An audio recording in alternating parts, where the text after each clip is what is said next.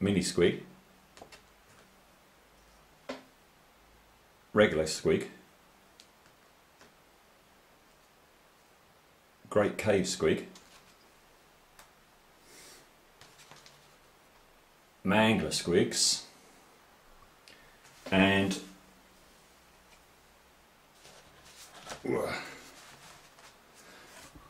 colossal squig.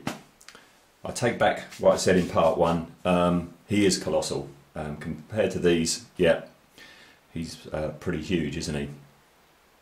Right, so let's show you what I've done since my last waffle.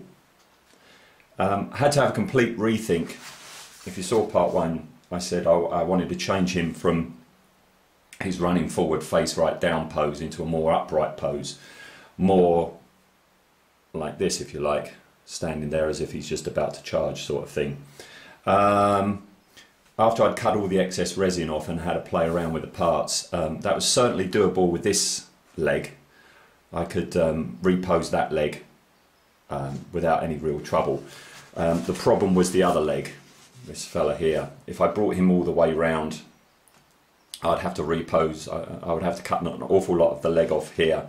I'd have to cut him at the knee, straighten it down. I'd have to cut the toes, straighten them, and it's just a bit too much. So in the end, what I've done is I've actually changed the angle. He's actually meant to be, if this is the ground here like this, he's meant to be in sort of this sort of a pose. Okay, but what I've done is I've actually angled his foot upwards, so he's more running straight ahead now. Okay, and the way I did that was I did a big hole in his leg here, and I pinned him at an angle down into the base, and glued that in place with araldite. And while the araldite, I'd mixed up an awful lot of araldite, and I slopped it all around the base, and while the araldite was still nice and runny, I jammed in these rocks here from off the driveway to give it a bit more stability.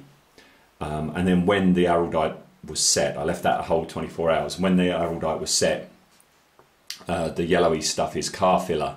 I've crammed that into any remaining cracks, and then again shoved little pebbles in to just give it a bit more strength to the join, and it seems to have worked. I don't know how long it will last, but it seems to have worked. What else have I got to say?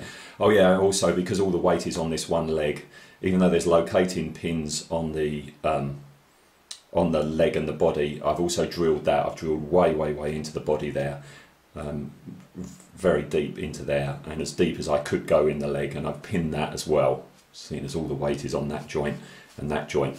As I say, hopefully that's gonna last. That's really all there is to say. There was some filling to be done, which is unusual for Forge World, but that's okay. Oh, and the other thing that I noticed when I was doing the cleanup and didn't notice at all when I took it out of the box, I don't know if you can see in there, but this is really nice, although it's going to be kind of difficult to do. But he's got lots of skulls, human skulls down here, jammed between his teeth and between his the bottom of his mouth and his tongue. So that's going to be fun to try and get in there and paint them. But I'm very happy with him now, because you can actually see the mouth and you can see the face looking straight on. He's not in the pose that I wanted him to be in, but it's a lot better than the standard one.